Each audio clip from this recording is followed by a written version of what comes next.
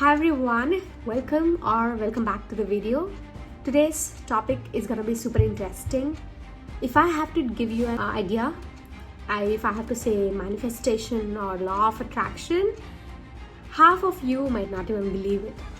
And I was really at the same point a few years ago, and I wouldn't believe it unless I knew that there was some backing to it, some scientific research or some scientific data, backing to it, other than the real life testimonials by the people.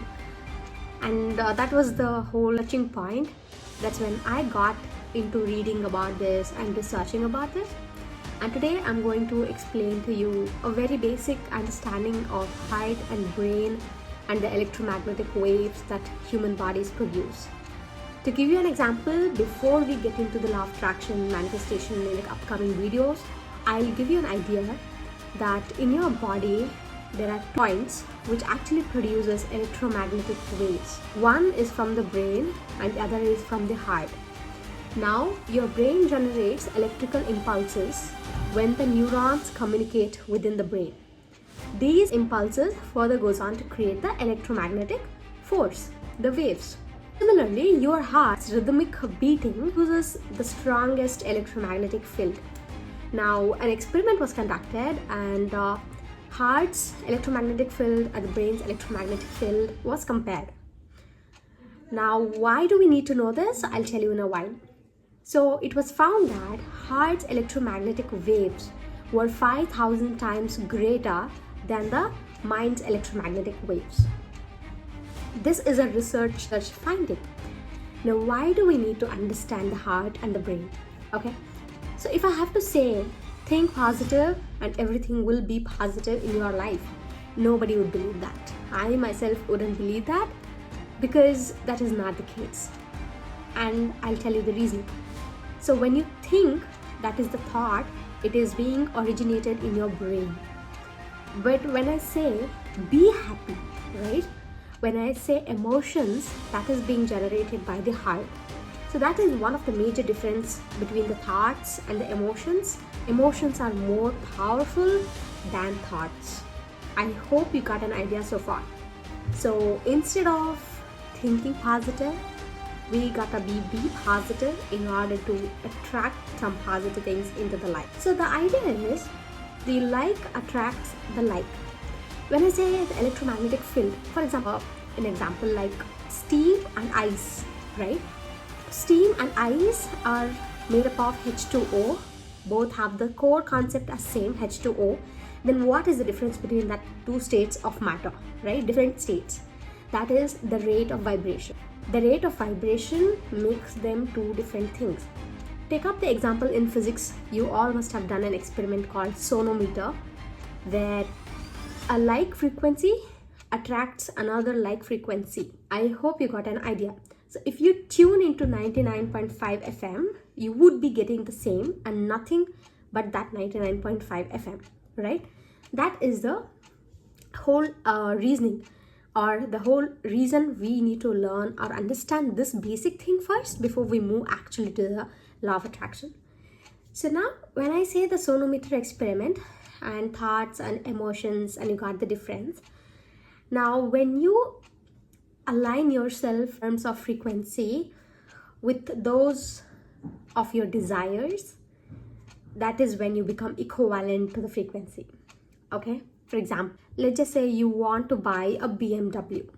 Okay, now as a humans, we don't have to have a BMW where the same functionality is being met by a normal Alto or any other cars, right?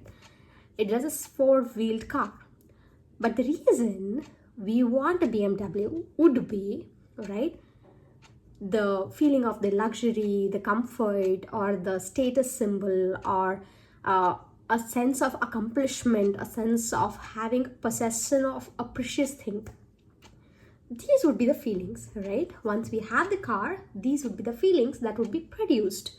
So in reality, you are not behind that BMW car.